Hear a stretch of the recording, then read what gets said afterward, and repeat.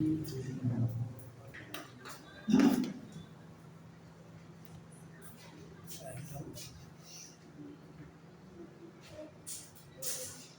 noite, irmãos. Boa noite. A paz do Senhor possa estar com cada um de nós. Amém. Bom, irmãos, estamos aqui reunidos mais uma vez no primeiro dia da semana.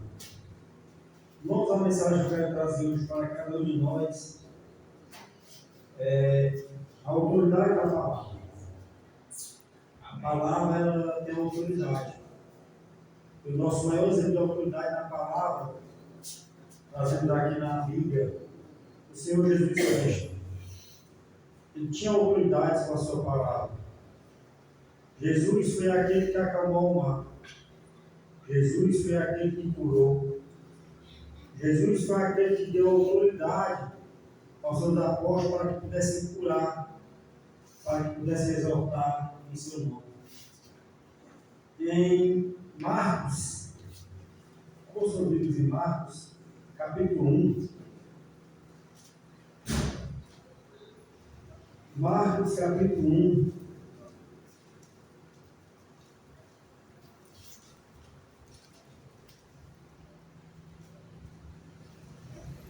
Verso 22, fala assim: E maravilhavam-se da sua doutrina, porque os ensinava com autoridade, e não com os escribas.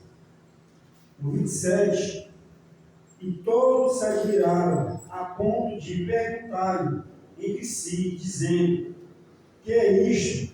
Que nova doutrina é esta? Pois sua autoridade ordena aos espíritos imundos e lhes obedece. Esse era Jesus. Ele tinha toda a autoridade. Em Lucas 9, no verso 1, diz assim: E convocando seus 12 discípulos, deu-lhes virtude e poder sobre todos os demônios para curarem enfermidades. Jesus aqui ele deu autoridade aos seus 12 para que pudessem curar enfermidades, para que pudessem exortar demônios. Então, irmão, toda a palavra ela tem poder. Toda a autoridade ela vem do Senhor. Mas eu queria trazer para cada um de nós aqui esta noite, está em Marcos, no capítulo 7. Possamos voltar um pouco. Jesus aqui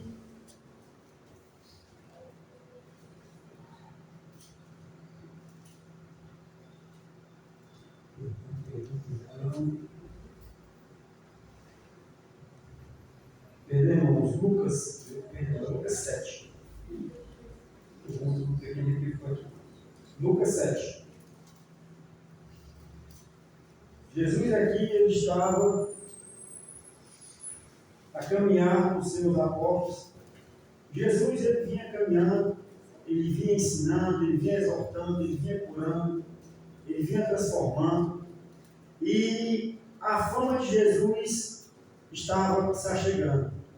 Muitos escutavam falar de Jesus e muitos ouviam falar dos seus prodígios, daquilo que ele vinha fazendo. Todos ouviam falar de coxos, de aleijados, de cegos que voltavam a enxergar, de pessoas que estavam sendo restauradas, transformadas pela palavra de Jesus. E um certo homem, um centurião é o comandante do exército romano, o homem que comandava os homens do exército. E esse centurião dá a entender que ele é um gentil, um romano. E aqui Jesus ele vinha entrando em Cafarnaum. Esse centurião já estava a falar do que Jesus ia fazer. Então, em Lucas 7, a partir do verso 1, diz assim: E depois de concluir todos esses discursos perante o povo, entrou em Cafarnaum. 2. E o servo de um certo centurião, a quem muito estimava, estava doente e moribundo. E quando ouviu falar de Jesus, enviou uns anciões dos judeus, rogando-lhe que viesse curar o seu servo. E chegando eles junto de Jesus, rogaram-lhe muito, dizendo: é digno de que lhe concedessas isto. 5. Porque ama a nossa nação, e ele mesmo nos edificou a sinagoga. E foi Jesus com eles, mas quando já estava perto da casa, enviou-lhe um centurião, os amigos, dizendo-lhe: Senhor, não te incomodes, porque não sou digno de que entres debaixo do meu telhado. 7. E por isso nem ainda me julguei digno de ir ter contigo. Dize, porém, uma palavra, e meu criado sarará, porque também eu sou homem sujeito à autoridade, e tenho soldados sob o meu poder. E digo a este: vai, e ele vai, e a outro: vem, e ele vem, e a meu servo, fazer isto, e ele faz. E ouvindo isto, Jesus maravilhou-se dele. Voltando-se, disse à multidão que o seguia: digo-lhes que nem ainda em Israel tenho achado tanta fé. E voltando para casa, os que foram enviados acharam são o servo dele. Olha só, você poder escutar, você poder só ouvir falar daquilo que Jesus vem fazendo. E você ter a certeza que somente com a palavra você poderia curar. Onde Jesus estivesse, ele poderia fazer. E esse centurião, ele era um romano. E ele acreditou que assim poderia acontecer. Pelo que dá a entender aqui no decorrer do texto, este centurião, ele tinha um servo, já idoso, doente, talvez ali acamado, já sem muita memória, já ali disposto aos seus últimos dias. Mas aqui dá a entender que esse centurião amava muito esse seu servo. E esse centurião, ele se compadece, ele tem amor daquele servo. Aqui o texto não fala, mas conjecturando, dá a entender que esse servo poderia ser até um judeu. E esse centurião, preocupado com a perda do seu servo, ele sabia que só Jesus poderia curá-lo, devido à tamanha situação que o mesmo poderia se encontrar. E olha só, era um homem gentil, um romano, um homem a qual não tinha nenhuma ligação a Jesus. Por Jesus tinha uma aliança, ele veio para fazer a aliança com o seu povo até então. Ele veio para o seu povo não quis. Mas esse centurião, com tamanho amor, com tamanho compaixão pelo seu servo, ele se preocupa. Por muitas das vezes, nós sequer não nos preocupamos. Nós sequer não amamos tanto quando mesmo a quem amava o seu servo. Não era sua esposa, não era seu filho, não era sua filha, não era sua mãe, não era seu pai, era apenas o servo. E assim como esse centurião amava o seu servo, eu tenho que vos declarar e dizer que Jesus vos ama. Ele ama cada um dos seus servos. E esse centurião, preocupado com o que vinha, ele só escutou falar que Jesus estava a entrar em Cafarnaum. Então aqui no texto fala que ele pega alguns dos anciões, dos judeus, e envia-os. E diz: vai, encontra Jesus, fala com ele, explica o que está acontecendo, pois eu sei que o mesmo tem poder para curar. Então vocês vão de encontro a ele, que vocês possam estar lá rogando, que vocês possam levar as minhas palavras até Jesus, para que ele possa operar a cura mediante aquele servo. E assim nós vemos ao decorrer do texto, quando fala que quando ouviu falar de Jesus, enviou-lhe uns anciões dos judeus, rogando que viesse curar seu servo. 4. E chegando eles junto a Jesus, junto de Jesus, rogaram-lhe muito, dizendo: é digno de que me concedas isto. Estes judeus aqui, para eu entender, eles tinham uma boa referência daquele centurião. Aquele centurião, ele não era só apenas centurião, ele não era apenas um comandante. Dá-se a entender que ele era um homem bom, era um homem que preparava, era um homem que estava a acolher aquele povo judeu. Como fala aqui no 5, porque ama a nossa nação. Ama a nossa nação. E ele mesmo nos edificou sinagogas. Então era um homem que estava disposto a fazer o seu melhor. Pelo que dá-se a entender, era um homem que tirava até do seu próprio dinheiro e chegou a construir sinagogas para aquele povo judeu. Como ele mesmo fala, era um homem que os amava aquela nação. Eram nações que poderiam andar um contra a outra. Romano contra judeu, judeu contra romano. Mas nós vimos aqui que se falava de um centurião. Um homem que amava aquela nação. E eles ali se encontravam diante de Jesus, rogando e pedindo, fazendo assim como o centurião os havia pedido, rogando-lhe para que ele pudesse estar com ele e curar aquele seu servo. 6. E foi Jesus com eles, mas quando já estava perto da casa, enviou-lhe o centurião os amigos, dizendo-lhe: Senhor, não te incomodes, porque eu sou digno de ter entres debaixo do meu telhado. O centurião, ele acreditava. Ele tinha a certeza que Jesus podia curar. Mas o centurião se preocupava. Por ele ser um gentil, um romano, ele não se achava na condição de receber Jesus na sua casa. Pois não era o Jesus, ele não estava sendo um mal falado, era um homem bem falado.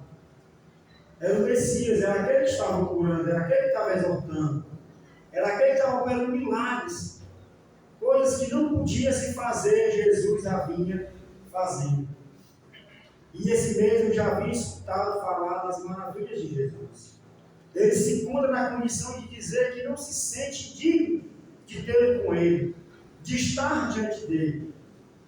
Imagine se você hoje fosse o último dia, você se acharia com condição indigna de estar em frente com Jesus?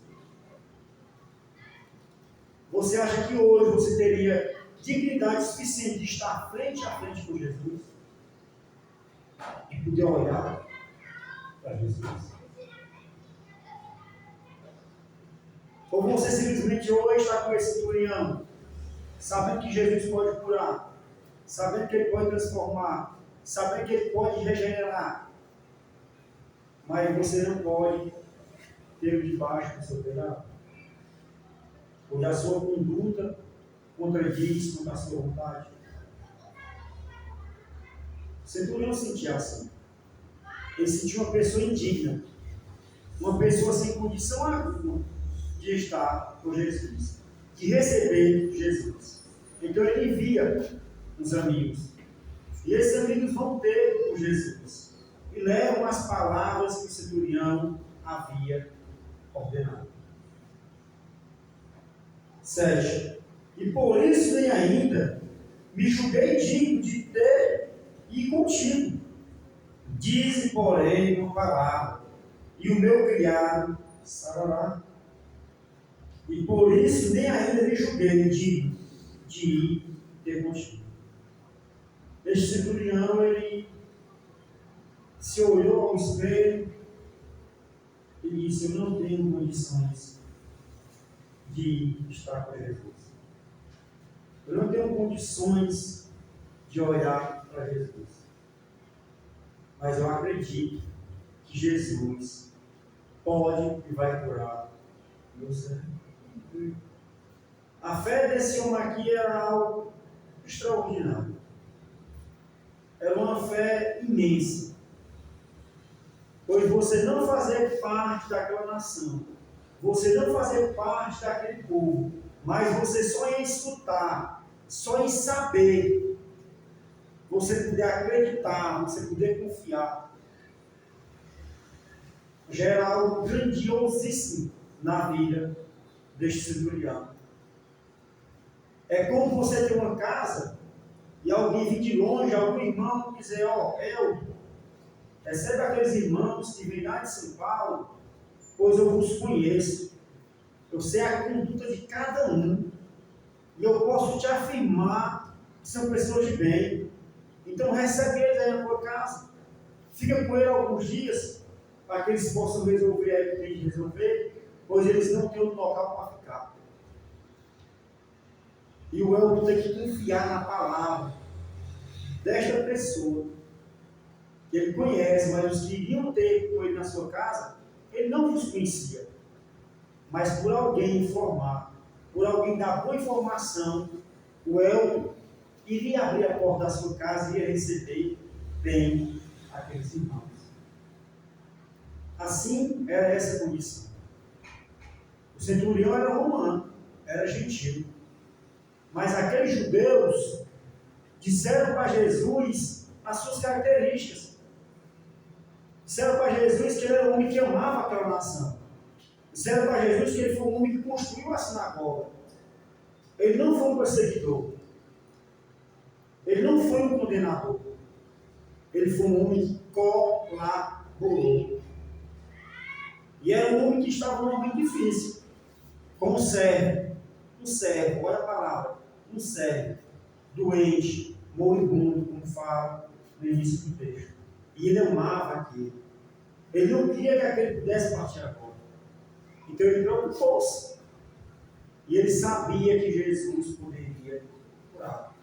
Então ele faz isso. Ele manda os anciões, ele manda os amigos, para que pudessem rogar, para que pudessem pedir a Jesus. No 8.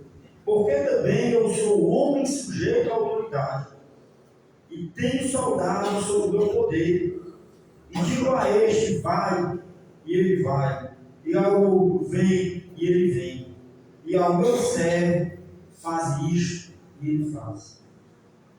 Por ele ser um centurião, um comandante, ele tinha uma tropa à sua disposição. E ele sabia que os seus homens fariam tudo de acordo com o que ele fizesse, pois ele tinha autoridade. E aquela autoridade ele não conseguiu de qualquer forma. Ele passou pelo processo, até chegar ao ponto de ser um comandante, um centurião, poder comandar uma tropa. O rei confiou a esse centurião aqueles homens que pudessem defender a nação romana. E ele fala que tudo aquilo que ele pedir, aqueles soldados estavam dispostos a fazer. Aqui ele afirma que Jesus tem autoridade para curar o seu servo onde ele estivesse, sem sequer o ver, sem sequer o tocar. Jesus ele tem esse poder. Ele tem o poder de curar, ele tem o poder de transformar. Jesus tem o poder de regenerar as pessoas. Independente de onde você esteja, qual seja a sua condição, basta somente você crer, você ter fé, você querer. Jesus pode fazer o impossível por mim e por você. E este centurião estava nessa situação. Ele só queria curar o seu servo moribundo. Ele só queria poder viver mais com aquele homem. E ele diz: ó, porque também sou homem sujeito à autoridade. Ele diz: ó Jesus, tem toda a autoridade. A ti foi dada toda a autoridade no céu e na terra. Ele pode curar você. Eu acredito em ti, Jesus. Faz assim. Cura ele. Deixa ele viver. Talvez poderia ser assim que o centurião pudesse falar se ele tivesse encontrado com Jesus. Mas ele acreditava na autoridade de Jesus. Então, por ele acreditar, por ele saber que Jesus poderia curar, ele envia pessoas que pudessem levar a mensagem até Jesus. E ouvindo isto, Jesus maravilhou-se. dele. Voltando-se, disse à multidão que o seguia: digo-vos que nem ainda em Israel tenho achado tanta fé. Israel, porque ali estava aquele povo, estavam os judeus. Jesus se maravilha. Jesus disse que nem Israel viu tamanha a fé. Olha só o reconhecimento que o centurião teve diante de Jesus. Pela sua fé. A sua fé era capaz de fazer, como eu já falei, o extraordinário. A sua fé foi tanta que ele acreditava que onde Jesus estivesse, ele iria para o seu céu. Ele não precisaria estar frente a frente com Jesus. Ele não tinha dignidade para isso, de encará-lo. Ele não tinha dignidade de encontrá-lo. Então ele pede. Os homens levam com boa referência. Jesus se maravilha com a fé daquele homem, de um gentil. Jesus, ele olha para aquela multidão, porque se nós vamos olhar todos os textos aqui, quando Jesus estava a peregrinar, nós vamos ver que a multidão o seguia. Não era um, nem dois, nem os 12. Era multidão. Olha só, você se achar dentro da multidão e você dizer para eles que nem em Israel você viu um homem do tamanho de fé. O centurião foi um homem que surpreendeu a Jesus. E Jesus o atende. Porque quando Jesus fala dessa forma, que diz que nem ainda em Israel tenham achado tanta fé, aqueles homens voltam ao seu caminho. Aqui não fala, mas conjectura, eu creio que Jesus vai. Voltem até o centurião, e o seu servo será curado. Lá vocês poderão ver curado. Lá vocês poderão contemplar a maravilha na sua vida. E aqui no 10 fala, e voltando para casa, os que foram enviados acharam são o servo e filho. Chegaram lá e eles puderam contemplar a cura daquele servo. Eles contemplaram, eles viram. Aqueles que foram, eles também acreditaram. Porque eles não voltaram de qualquer jeito. Eles foram dispostos a realmente levar a mensagem que o centurião nos pediu. E quando eles estavam retornando, eu creio que eles estavam acreditando plenamente no poderio de Jesus. Porque eles acreditaram naquilo que o seu Senhor havia falado, o seu centurião nos enviou. O centurião deve ter dito: vai, leva esta mensagem, que lá ele fará. E eles foram acreditando. E eles puderam chegar-se novamente na casa do centurião e encontrar o servo curado. Muitas das vezes, irmão, nós estamos assim, esperando a cura, buscando, desejando ardentemente. Mas às vezes a nossa fé não tem sido suficiente. A nossa fé tem sido tão pequena que às vezes até orar não queremos mais. Às vezes por desacreditar naquilo que Jesus pode fazer. Às vezes nós queremos prover as coisas das nossas formas, com as nossas forças. E nós acabamos e esquecemos que Jesus é quem pode fazer o melhor. Jesus é aquele que pode operar o milagre. Jesus é aquele que ele não precisa estar face a face. Ele opera onde ele está. Para aquele que quer, para aquele que tem fé, para aquele que acredita. E por muitas das vezes, eu falo por mim, às vezes eu quero parar, eu quero desistir. Mas eu entendo que não vai ter mais nenhum jeito da minha vida sem Deus. Porque eu gosto de pensar que se ela se encontra difícil com Deus, se eu sair da presença dele vai ficar pior. Porque se eu tenho um Deus, se eu tenho um Jesus que pode transformar, que pode curar, que pode regenerar, e eu desacredito no seu poderio, as suas palavras me comprovam, as suas palavras me dão veracidade do seu poderio. E se eu não acreditar neste documento, o que mais eu posso acreditar? Será que eu vou ter que sofrer o dano?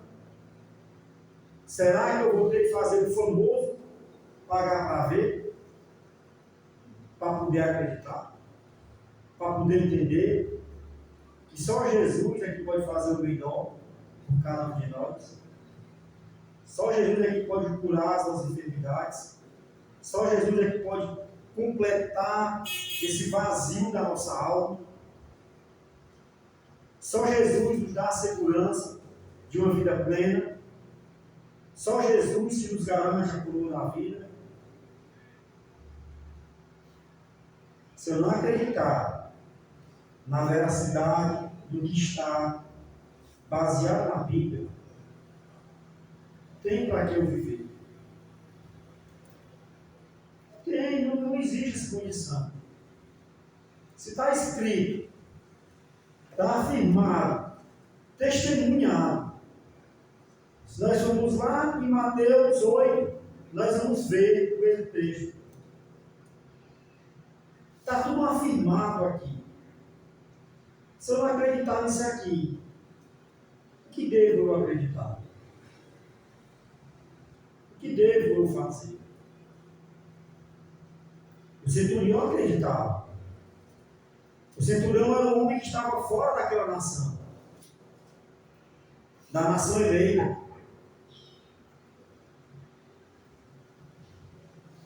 Porque a palavra do Senhor fala que ele veio para os seus, e os seus não receberam. Os seus não o aceitaram. E pela graça, nós somos salvos. Pela morte de Jesus na cruz, nós somos libertos do pecado. Pelo sangue derramado, foi lavado os nossos pecados. Jesus, ele veio para nos levar em direção ao Pai. Porque a palavra do Senhor diz em João 6,14: eu sou o caminho, a verdade e a vida. Ninguém vê ao Pai senão por mim. Não existe outro caminho. Não existe. Não existe atalho. Não existe uma viagem mais rápida. Vai ter que sofrer o processo.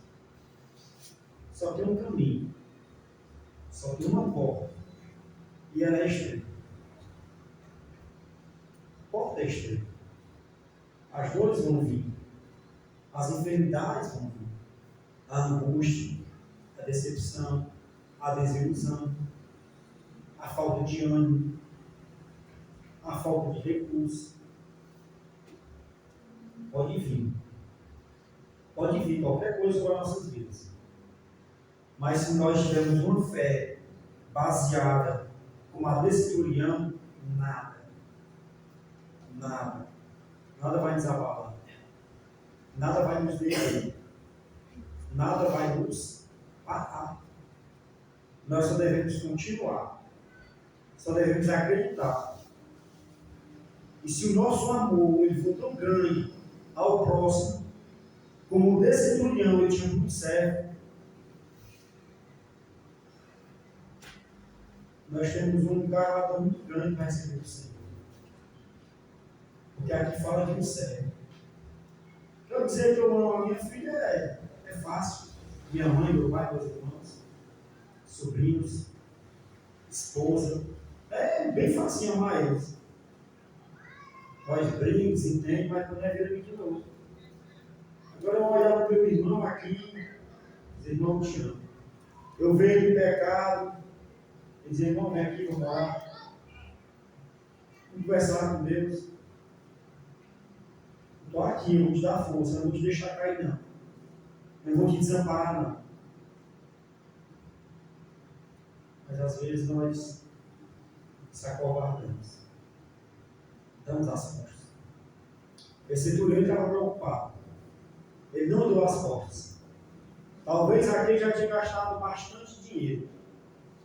A medicina já não dava mais condição. Mas ele escutou. Jesus está vindo aí, ó. Jesus vai entrar em Cafarnaum. Talvez ele já estava Jesus em outras cidades, longe. Mas quando ele ouviu falar, ó, Jesus está entrando em Cafarnaum. Ele chama, ei, vem cá, vamos de encontro a Jesus. Roga a ele, explica a ele, fala a ele, meu servo está doente, eu quero que ele seja curado. Jesus vai e acompanha aqueles anciões. Mas ao chegar perto da casa do centurião, o centurião se acha sem condição. Ele vê mais uns. Senhor, eu não sou digno de receber debaixo da propriedade. Senhor, eu sou de autoridade. Os meus soldados fazem aquilo que eu peço.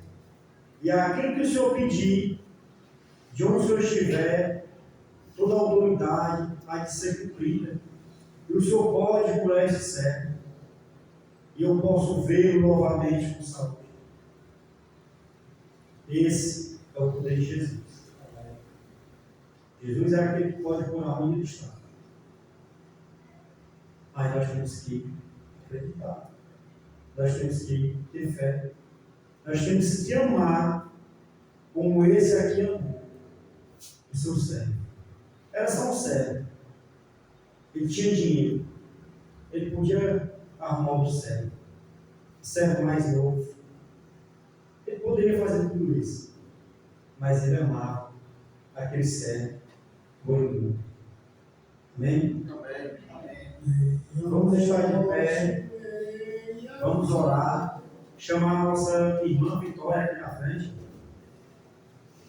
Vitória, minha sobrinha. A primogênita do irmão Cícero. Hoje, como nós podemos acompanhar, o irmão Cláudio pode estar presente, né? O irmão Cícero, que é avô, nós podemos acompanhar hoje a Vitória, ela tomou uma decisão importante na sua vida. Hoje a Vitória nasceu dos outros. Eu me emociono, sabe, porque eu vi essa pequena criança nascer, vi ela crescer. Hoje é uma jovem de 12 anos, 13, ó, até me enganei, 13 anos, viu? E eu vejo a alegria, eu vejo a contemplação do Senhor em nossas vidas. Amém. Porque essa jovem aqui que decidiu algo muito bom. Algo que na minha idade, quando eu tinha 13 anos, eu não decidi, eu não tinha o conhecimento que ela teve. A Vitória ela já vinha de estudo com o seu pai, ela, sua irmã Ludmila, e ela entendeu que ela tinha que se arrepender. Ela entendeu que ela tinha que nascer de novo. E hoje ela nasceu de novo. E hoje eu peço que nós possamos orar pela Vitória, que o Senhor possa dar força a ela, discernimento, sabedoria, que o Senhor possa guiar os seus passos, que o Senhor possa fazer dela uma grande mulher e que ela possa crescer, uma mulher disposta a trabalhar no reino do Senhor. Nós possamos falar para essa jovem, pois ela tem 13 anos, logo ela vai estar uma adulta. É rápido, muito rápido. E nós possamos estar orando por ela, abraçá-la agora como nossa irmã mais nova, né? Daniel perdeu a vez agora é da Vitória. Amém? Vamos orar. Senhor Deus, Pai maravilhoso. Senhor, primeiramente te dou graça por esse dia que o Senhor nos concedeu com saúde, com alegria. O Senhor nos trouxe neste local, Senhor, para poder cultuarmos a Ti, para louvarmos o Teu santo nome. Senhor, tome em Tuas mãos as nossas vidas, Senhor. Senhor, que nós possamos ser um centurião que amou aquele servo, um centurião que se preocupou com um homem que já era idoso, que já estava doente, desenganado, mas ela acreditou que Jesus poderia curá-lo que Jesus poderia dar uma ordem e iria curar aquele servo. E que assim nós possamos entender que o Senhor Jesus pode nos curar. Que o Senhor Jesus tem autoridade para transformar, para regenerar vidas, que nós possamos acreditar e amar conforme estudiamos. Pois em toda a palavra do Senhor nós vemos arquivado, nós vemos testemunhas de tudo aquilo que o Senhor fez enquanto esteve aqui na terra. E as suas maravilhas até hoje elas podem ser vistas, elas podem ser alcançadas, Senhor Jesus. Pai, neste momento eu vou entregar em tuas mãos a vida da Vitória. Essa jovem de 13 anos, minha sobrinha, Senhor, filha de bem com vocês, meu mais velho. A Vitória já tinha, Senhor, um acompanhamento com seu pai, já vinha estudando. Ela já vinha entendendo que o Senhor é que pode trazer o melhor para ela. Que o Senhor é que pode transformar a sua vida. Que o Senhor é que pode guiar os seus passos retos e fortes. Que o Senhor é aquele que pode dar tudo o que for de bom que ela desejar em sua vida. Que o Senhor é que vai dar força a ela na hora difícil. Que o Senhor é que vai amparar ela na hora da tristeza. Que o Senhor é que vai curar as suas dores, a sua enfermidade. O Senhor é aquele que vai preencher o vazio da sua alma. Ó Senhor, a Vitória tomou essa decisão. Hoje ela nasceu. Hoje nós podemos contemplar, Senhor, o nascimento dessa jovem. De uma pessoa que já se arrependeu. De uma pessoa a qual entendeu que não há, Senhor, melhor caminho se não for contigo. Que não há, Senhor, vida melhor se não for através do arrependimento. Que não há, Senhor, um novo jeito de nascer se não for nas águas. Um novo jeito de ser purificado, de ser transformado e de escrever uma nova história. Ó Senhor, que o Senhor possa agraciar grandemente a vida da Vitória, alegrar grandemente o seu pai, a sua mãe, e que nós, como igreja do Senhor, possamos estar dispostos a pagar o preço, a sofrer o dano, a cuidar, a zelar pelo crescimento dessa jovem, até que um dia, Senhor, ela possa contemplar e que ela possa, Senhor, falar a todos tudo aquilo que o Senhor fez e há de fazer em sua vida. Senhor, nos dá uma semana, nos dá um retorno ao nosso lar, que tudo seja para a honra e glória do nome de teu Filho Jesus Cristo. Amém. Amém. Amém.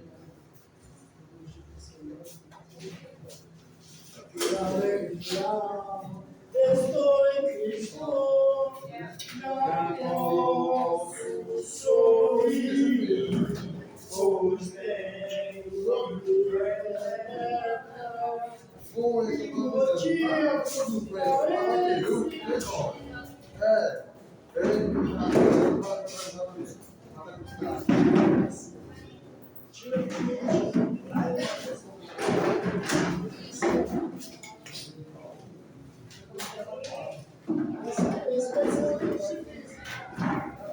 Agora que Matheus.